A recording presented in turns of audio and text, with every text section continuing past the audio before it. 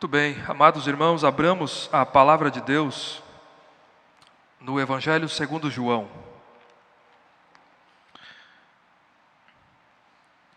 Evangelho segundo João, capítulo 1.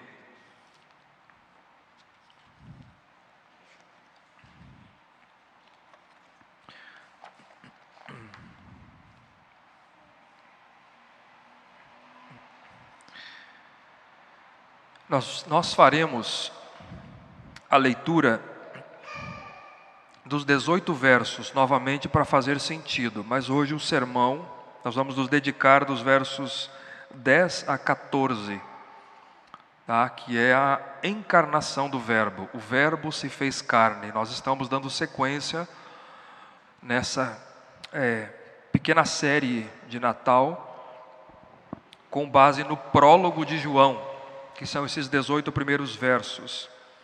Domingo anterior nós meditamos dos versos 1 a 9 e agora nós vamos dos versos 10 a 14. Vamos ler todo ele.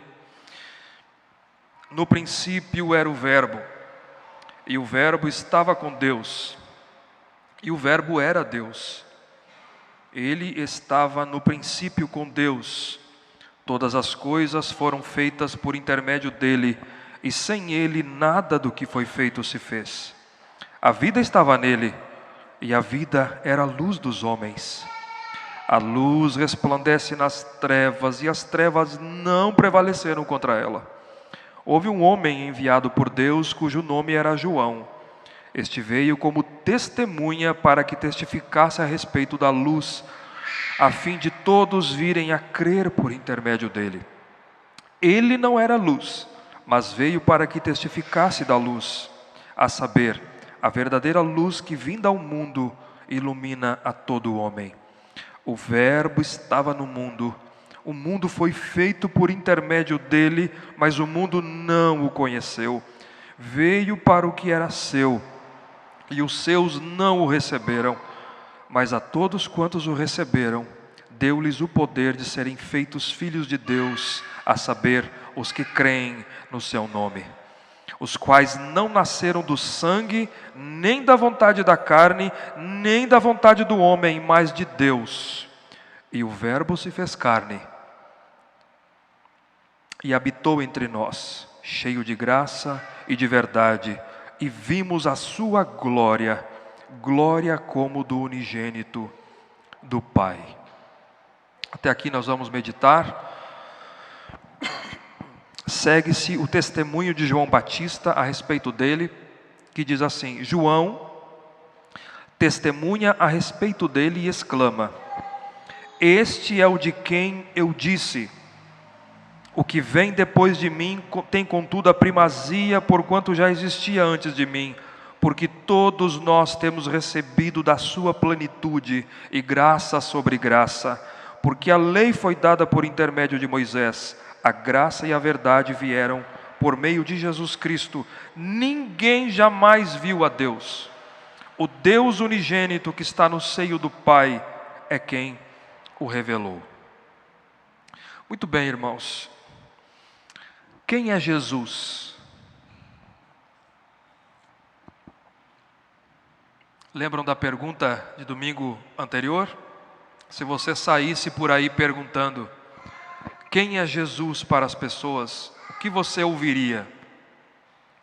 Mas eu pergunto para a igreja hoje: quem é Jesus para você? Quem é Jesus? O que é o Natal para você?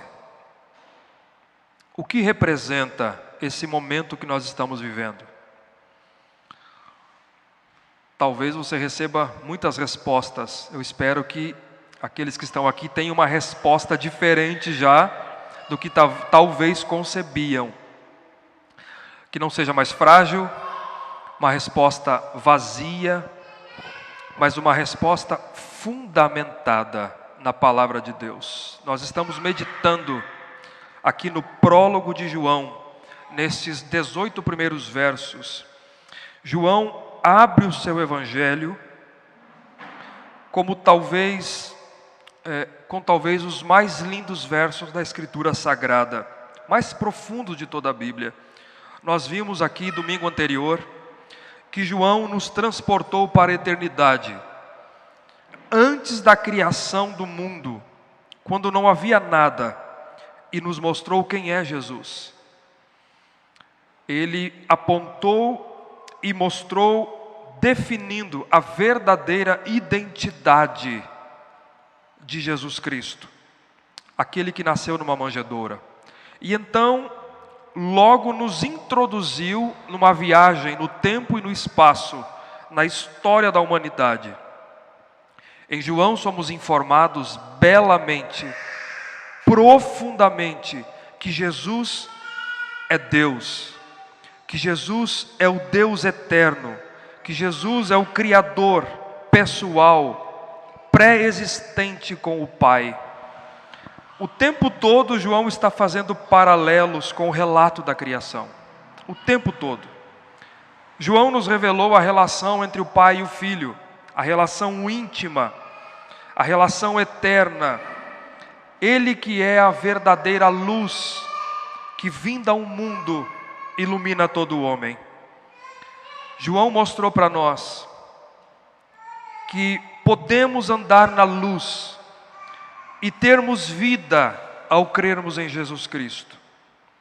Então, remontando o que nós vimos, primeiro versos 1 e 2, João definiu quem é Jesus.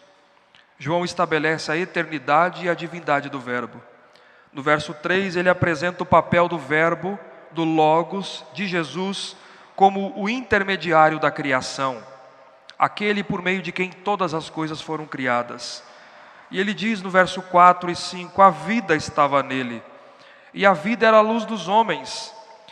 Ele é a luz, e ele resplandece nas trevas, e as trevas não prevaleceram contra ela. Jesus é o único meio, o único que pode resolver o problema do mal e do pecado no mundo.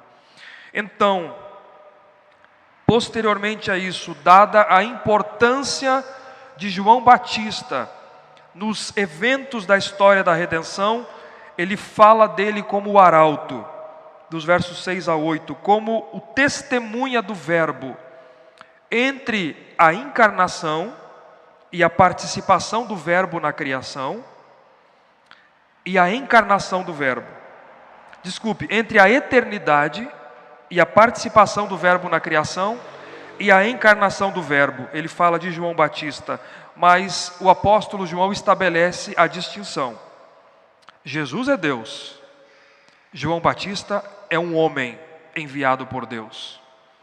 Jesus é a luz dos homens, João Batista não é a luz dos homens, mas ele veio para que testificasse da luz, para que todos compreendam, e este é o alvo do Evangelho de João, que Jesus é Deus, que Ele é o Cristo, o Filho de Deus, o Deus homem, o Messias encarnado, e que crendo tenham vida no seu nome. João não tem o propósito de discorrer exaustivamente sobre a vida de Jesus, mas ele quer revelar, apresentar a pessoa, a identidade, a sua divindade, quer por meio de relatos, quer por meio dos sinais apresentados no Evangelho. Então, se você procura uma estrutura do prólogo, você pode ter assim: versos 1 a 5, o Verbo na eternidade. Versos 6 a 8, João Batista, a testemunha. Versos 9 a 14, o Verbo encarnado. E dos versos 15 a 18, o testemunho de João: Jesus trouxe graça e verdade. Tudo do ponto de vista da história da redenção, ou seja, dos atos de Deus na história, visando salvar o seu povo. Isso é a história da redenção. E hoje nós meditaremos na encarnação do Verbo. Vocês percebam comigo que no verso 9, eu havia dito que era um verso de transição. A luz vinda ao mundo. A NAA traduziu assim: essa é a verdadeira luz que veio ao mundo. Mas a NVI já traduz, talvez melhor, fazendo mais jus ao fluxo do texto: estava chegando ao mundo a verdadeira luz que ilumina a todos os homens. Ou seja, o que o verso 9 antecede, o verso 10 narra. O que o verso 9 antecede, está chegando a luz ao mundo, a verdadeira luz. O verso 10 começa a narrar a chegada dele. Ou seja, após, irmãos, ter o seu caminho aberto, o caminho preparado pelo testemunho de João Batista, o Verbo entra no mundo. Jesus chega na história, no tempo e no espaço. Só que como é um prólogo, como é uma introdução, João, ele não se refere somente à encarnação, ao nascimento do Verbo nesses versos, mas a todo o ministério do Verbo encarnado. Estava chegando ao mundo a luz que ilumina todos os homens. Mas o objetivo maior de João aqui, e aqui é muito importante a atenção, porque é a sequência, essa é a estrutura de hoje. Não é escrever a biografia dele agora. Está chegando no mundo o Verbo, a luz que ilumina todos os homens. Não. Não é esse o objetivo, mas evangelizar. João quer evangelizar. E dessa forma, João mostra como a encarnação do Verbo dividiu a humanidade em dois grupos. Esse é o foco dele aqui. A encarnação do Verbo, do Logos, da palavra que é Jesus Cristo, dividiu a humanidade, primeiro, naqueles que não o conheceram e não o receberam, e segundo, naqueles que o receberam, isto é, que creram no seu nome e foram feitos filhos de Deus. Esse é o alvo de João aqui. E ele conclui no verso 14, esclarecendo o verso 10. Nós vamos ver. Então, a aceitação e a rejeição do Verbo são temas que estão aqui no sermão de hoje, mas que aparecem em todo o Evangelho de João. Em todo o Evangelho de João. Por isso que ele está sempre dizendo, se você crê, você tem vida nele. Se você não crê, você já está condenado. Se você crê, você é livre da condenação. Não há mais condenação. Aquele que ouve a minha palavra e crê naquele que me enviou, tem a vida eterna. Não entra em condenação, mas passou da morte para a vida. Aquele que não crê, a ira de Deus permanece sobre ele. Esse é um tema recorrente em João. Percebam então a primeira divisão do que causou a encarnação do Verbo. Versos 10 e 11, aqueles que não o conheceram e não o receberam. Tá? Essa, como eu disse, é a primeira divisão da humanidade. Verso 10, o Verbo estava no mundo, o mundo foi feito por intermédio dele, mas o mundo não o conheceu. João passa a descrever, o apóstolo, a chegada de Jesus na história, entrando no mundo após a vinda de João Batista como arauto, como precursor. Mas eu queria que vocês atentassem para algumas coisas aqui.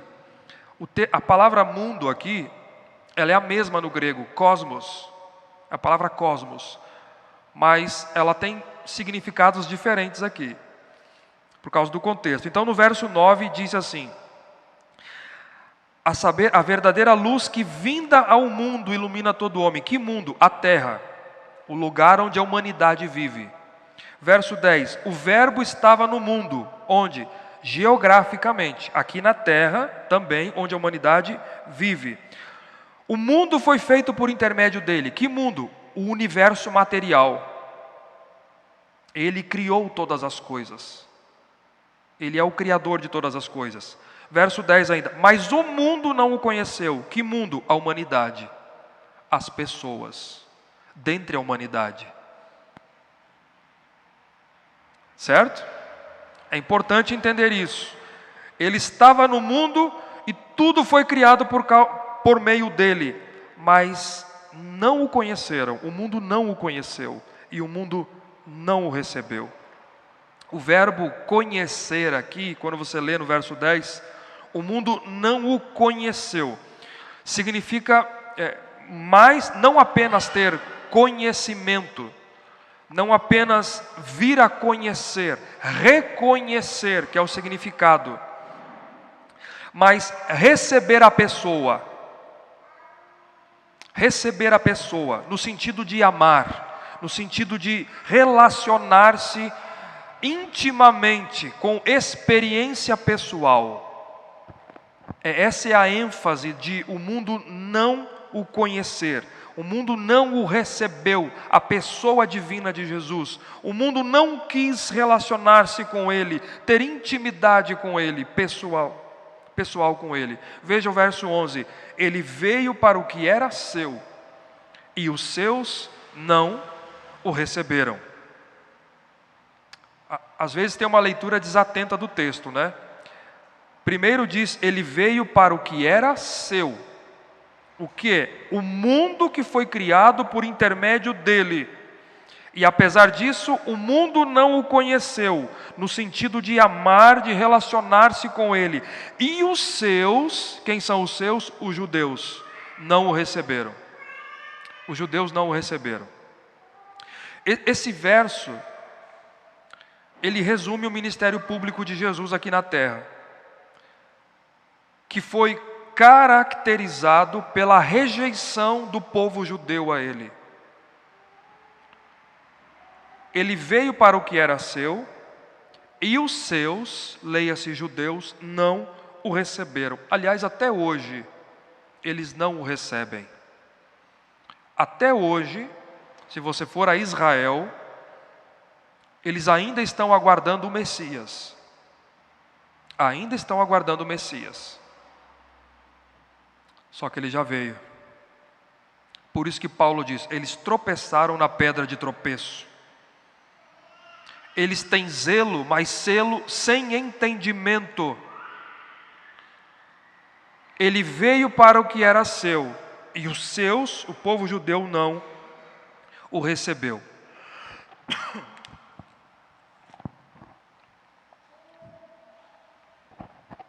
Isso é interessante, queridos, porque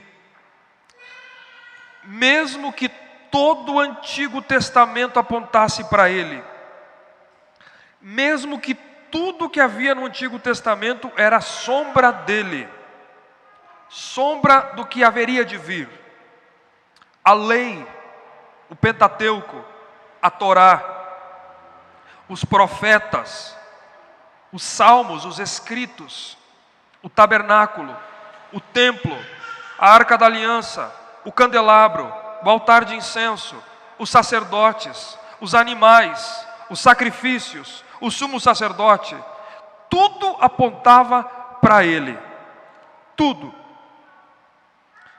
E eles não o receberam.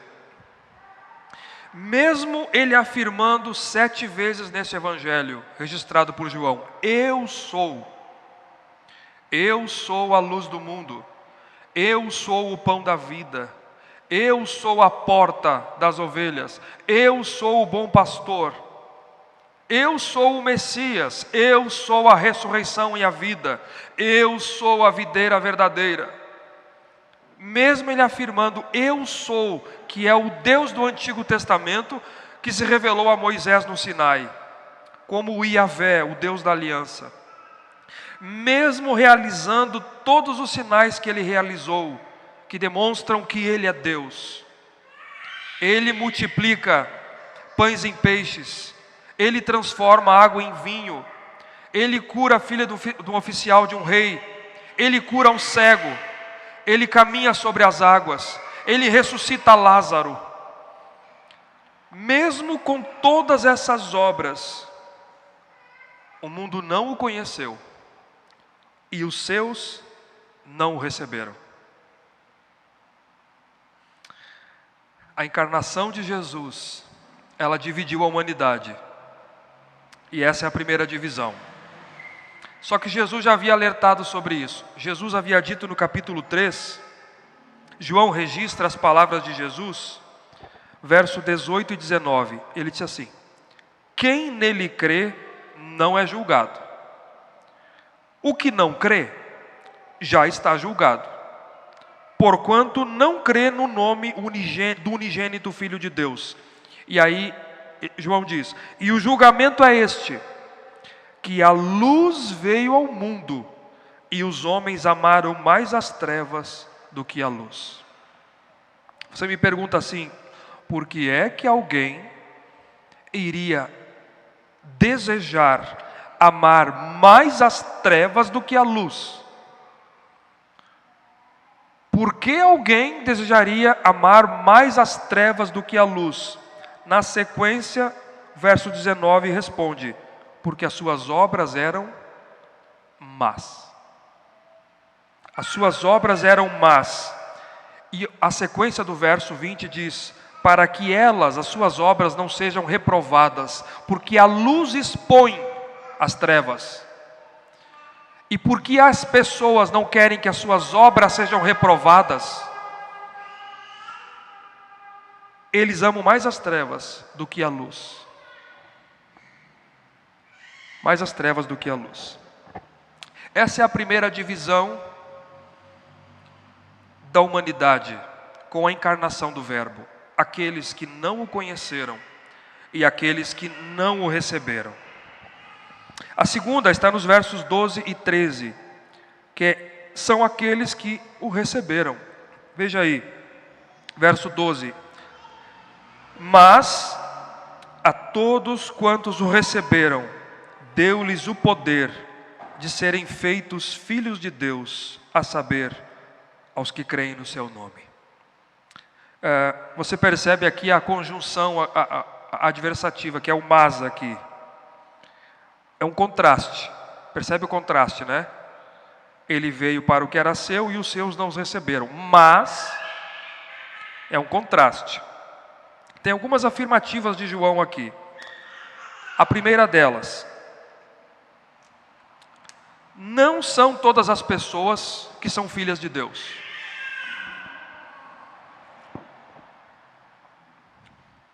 Eu vou repetir. Não são todas as pessoas. Ele está escrevendo do ponto de vista da história da redenção. Não são todas as pessoas que são filhas de Deus. Ou seja, em virtude da queda, em virtude da entrada do pecado no mundo, em virtude de todos nós nascermos debaixo do pecado e sermos por nascimento, que é o termo que Paulo utiliza em Efésios capítulo 2, verso 3. Nós somos por natureza filhos da ira, como também os demais. João capítulo 3, verso 36 diz isso: aquele que tem o filho tem a vida. Aquele que não tem o filho, ou se mantém rebelde contra o filho, não tem a vida, mas a ira de Deus permanece sobre ele. Então, esse texto está dizendo que filhos de Deus são aqueles que o receberam, a saber, aqueles que creem no seu nome. Existe a criação de Deus, criaturas de Deus, mas filhos de Deus não são todos. Essa é a primeira afirmação aqui de João. Segundo, em contraste com aqueles que não o receberam, houve aqueles que o receberam, que são esses.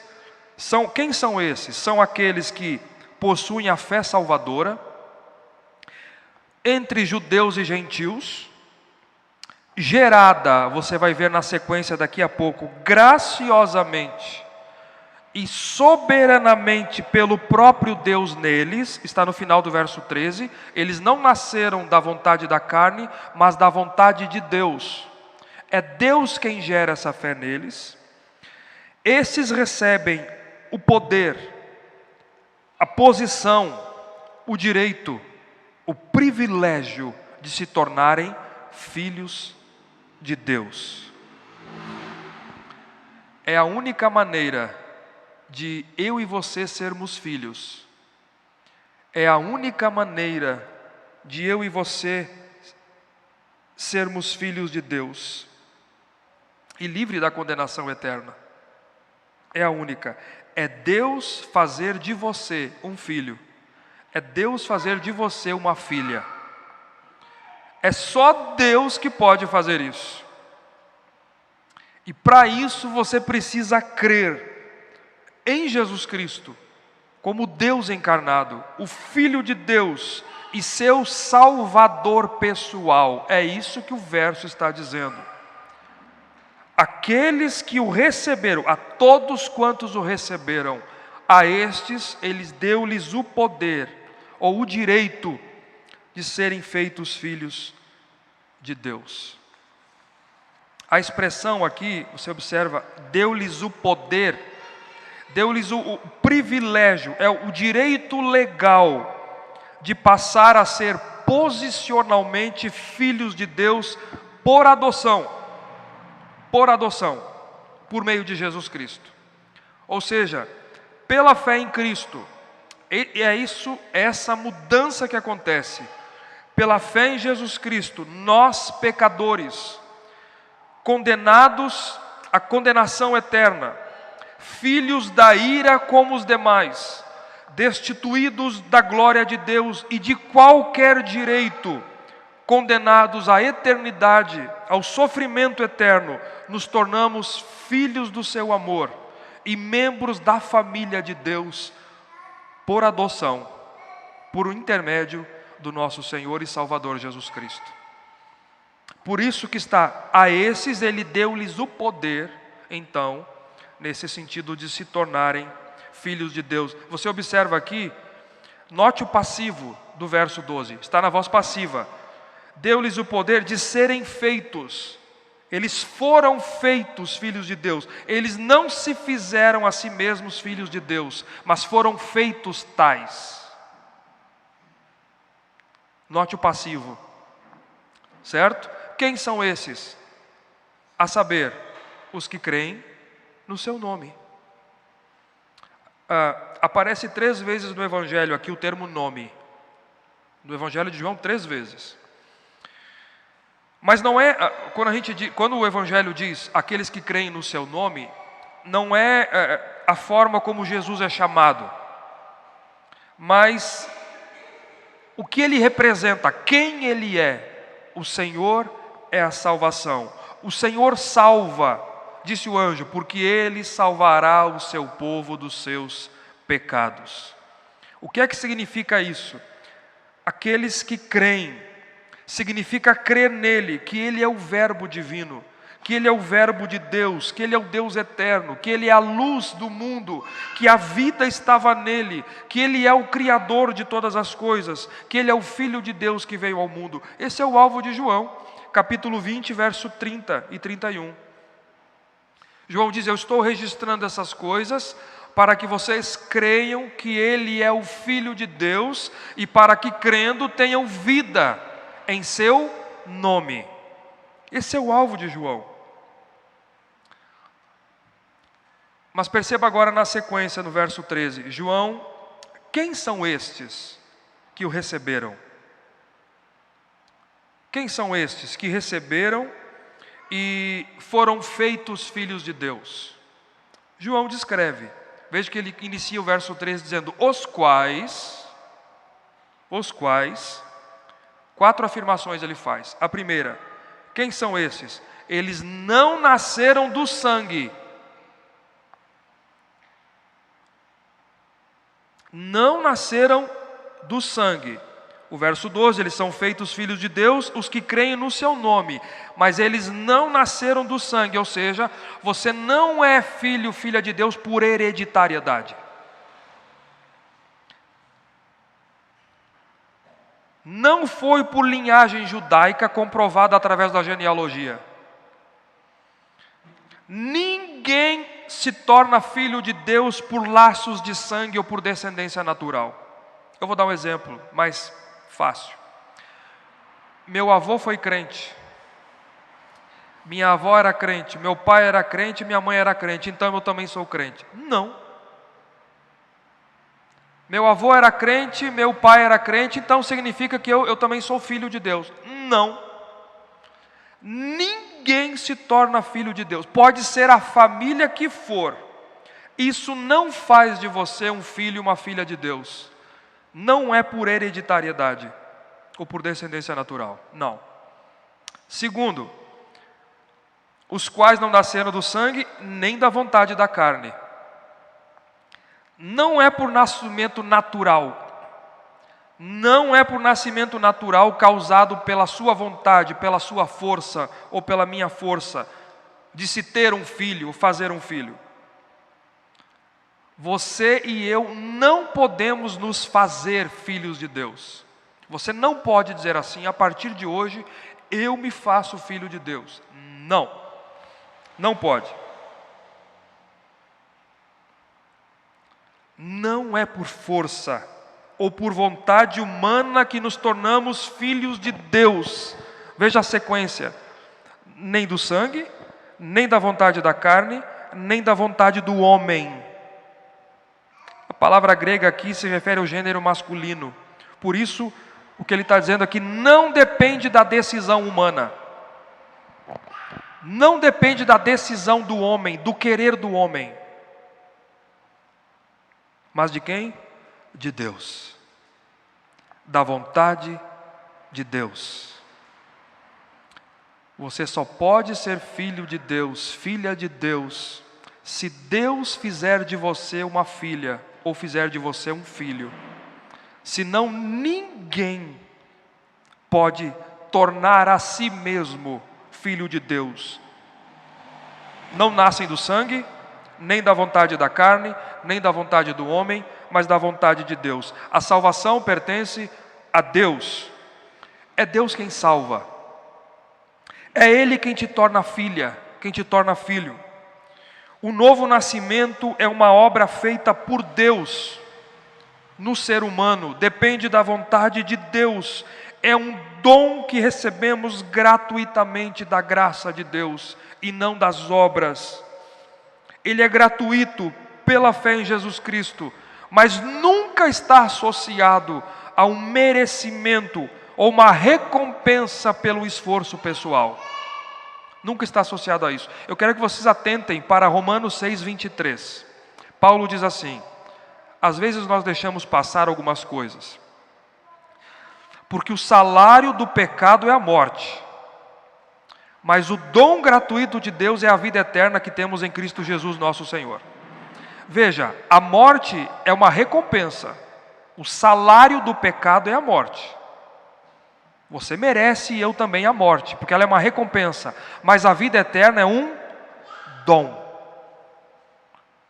A vida eterna é um dom, é um presente, é uma dádiva. O salário do pecado é a morte, mas o dom gratuito de Deus é a vida eterna. Não depende, não somos filhos de Deus por recompensa, por nosso esforço pessoal. É Ele quem nos dá vida. Ele vos deu vida quando estavam mortos nos vossos delitos e pecados. É um novo nascimento espiritual por causa de Cristo, por meio de Cristo. Então João mostra, então, como a encarnação de Jesus nesse mundo dividiu a humanidade. Primeiro, naqueles que não o conheceram e nem o receberam. E segundo, naqueles que o receberam, isto é, que creram no seu nome e foram feitos filhos de Deus. Muito bem. Após falar sobre a divisão da humanidade naqueles que o receberam e não o receberam, o verbo, João no verso 14, o que ele vai fazer? Ele vai tornar mais claro o que foi aludido na parte A do verso 10, que diz assim: o verbo estava no mundo. Ele clarifica isso agora. No verso 14, que é a terceira parte do nosso texto. O verbo se fez carne. E o verbo se fez carne e habitou entre nós, cheio de graça e de verdade, e vimos a sua glória, glória como do unigênito do Pai. Irmãos, esse verso é o mais belo, um dos mais belos da Escritura. O Verbo eterno se fez carne. Por amor, o grande abismo entre Deus e os homens foi transposto. A palavra eterna de Deus, o Logos eterno de Deus, pessoal, soberano, criador, pré-existente, se tornou um de nós. Nasce numa manjedoura em Belém da Judeia, com um corpo verdadeiramente humano, tomando sobre si a natureza humana, sendo verdadeiramente Deus e verdadeiramente homem. O Verbo adentra na dimensão da história. Ele que existia desde toda a eternidade, deixa o seu lugar eterno de glória, sem abrir mão da sua divindade, e se faz carne, sem pecado, mas se submete ao tempo, ao espaço, à dor, ao sofrimento e por fim à morte, às regiões mais baixas, a terra, para se identificar conosco e para ser o nosso representante, o Deus homem. Filipenses 2, dos textos de Paulo diz assim, capítulo 2, verso 6: pois ele, subsistindo em forma de Deus, não julgou como usurpação o ser igual a Deus, antes a si mesmo se esvaziou, assumindo a forma de servo, tornando-se em semelhança de homens, e reconhecido em figura humana, a si mesmo se humilhou, tornando-se obediente até a morte, e morte de cruz. O Verbo se fez carne. E o texto diz, e ele habitou entre nós. Ele viveu entre nós. O que era o tabernáculo do Antigo Testamento e o templo? Primeiro, o tabernáculo, que era uma tenda móvel. O tabernáculo era um símbolo da presença de Deus no meio do seu povo. Era um símbolo da presença de Deus com o povo. Agora João diz, o Verbo, ele habitou entre nós. O verbo grego habitar é tabernacular. Tabernacular, da ideia de armar uma tenda. Armar uma tenda. O Verbo se fez carne e tabernaculou entre nós. O próprio Deus eterno habitando conosco, vivendo, estando entre nós. Perceberam a dimensão disso? Como ele veio, diz João,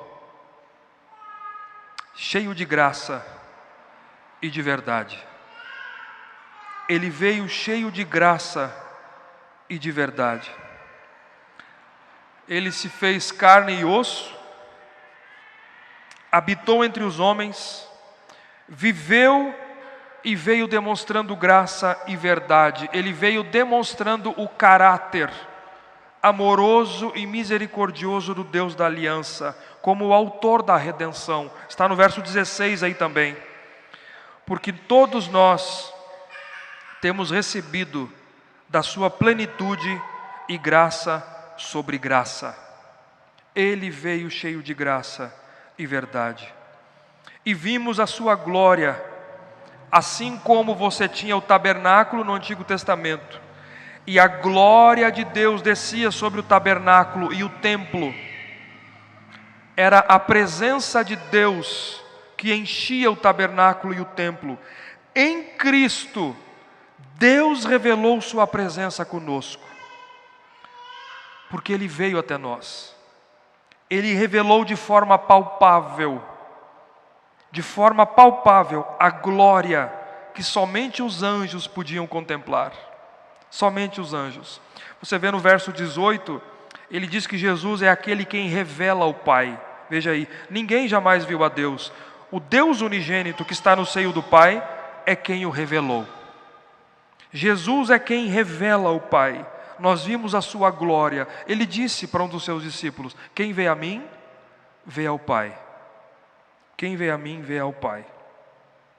Essa é a glória, como diz João, como do unigênito do Pai.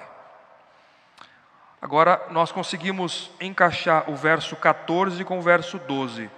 Jesus é o Filho unigênito de Deus, ou seja, Ele é o único Filho de Deus. Ele é um com o Pai, eterno com o Pai. Nós, pela fé no Filho de Deus, fomos feitos e chamados filhos de Deus, mas o somos por adoção, porque nascemos da vontade de Deus. fomos feitos filhos de Deus por meio de Jesus Cristo, o nosso irmão mais velho. É o que Paulo diz em Romanos capítulo 8. Nós recebemos a adoção de filhos. Irmãos, o que nós podemos... Eu queria concluir aqui com algumas coisas que eu acho importante relembrar nesse momento e alguns aspectos teológicos que eu acho importante dizer aqui nessa noite para vocês. É importante saber disso. Aquele dia, aquela hora, aquele mês, aquele ano que Jesus nasceu na vila em Belém, não foi um acaso no plano de Deus. Não foi nos planos de Deus, mas foi o tempo determinado pelo Pai. Paulo fala da plenitude dos tempos. Jesus não foi um plano B. Não foi um plano B. O nascimento de Jesus, o qual nós celebramos nessa época, ele está ligado a uma série de eventos das ações de Deus na história. Há uma série de realizações, preparando tudo, o mundo, as nações, o ambiente, a cultura, a língua, as estradas, para aquele momento em Belém. Jesus nasceu num momento e num tempo propício da história, porque a mão de Deus estava ultimando tudo, para que por meio da encarnação e da morte do seu filho pendurado no madeiro, eu e você pudéssemos ser salvos. Ele salvasse um povo caído e destinado à ira. Jesus é o clímax desses atos salvadores de Deus na história. Mas essa história não começa há 2000 anos em Belém. Essa história é muito mais antiga. Ela começa na eternidade.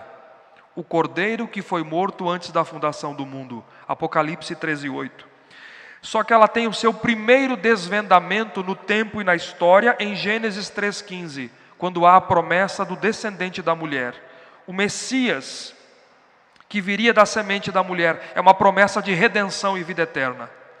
Então, a encarnação de Jesus, a vinda de Jesus a esse mundo, ela foi concebida na eternidade, ela foi prometida e profetizada no Antigo Testamento, onde tudo apontava para Ele, ela foi relatada nos Evangelhos e ela foi explicada nas epístolas do Novo Testamento. Ou seja, ela não foi uma surpresa. A encarnação de Cristo não foi um acaso. A encarnação de Cristo não foi um plano B divino feito, elaborado há 2000 anos atrás. A vinda de Cristo, a encarnação do Verbo eterno de Deus, ela fazia parte de um plano grandioso, soberano, redentor, para salvar a mim e a você que creem no seu nome. Eu queria concluir com isso e dizer mais uma questão aqui. Alguns aspectos teológicos do texto você precisa perceber na leitura básica do texto. Primeiro, que fica claro e é o alvo de João. Primeiro aspecto teológico, a divindade de Cristo. Certamente esse é o ponto alto do prólogo de João. Aquele que no verso 17, aqui no prólogo de João, ele recebe o nome de Jesus Cristo no final do verso 17, é apresentado claramente como Deus, nos versos 1 e 2. A ele são atribuídos atributos e obras exclusivas de Deus, como pré-existência e criação. Jesus é apresentado como sendo igual ao Pai em essência, ainda que uma pessoa distinta do Pai. Jesus ainda é apresentado como Verbo, como a luz, e o único meio pelo qual se pode conhecer a Deus. Talvez tenha pessoas nos assistindo pela internet, pelo nosso canal, e é importante dizer isso. Você ou qualquer um aqui, ninguém pode ou ninguém poderia conhecer a Deus por si mesmo ou por si mesma. Ninguém. Ninguém pode conhecer a Deus por si mesma. Estes que o receberam não nascem da vontade da carne e do sangue ou da vontade do homem, mas da vontade de Deus. Segundo aspecto teológico é a soteriologia, que é a doutrina da salvação. Você percebe as duas coisas. No verso 12, a salvação é apresentada como sendo o resultado da fé. Mas no verso 13, como uma ação soberana de Deus. Eles nascem da vontade de Deus. Então, para encerrar, queridos, o que é Natal para você? Quem é Jesus para você? Você o conhece?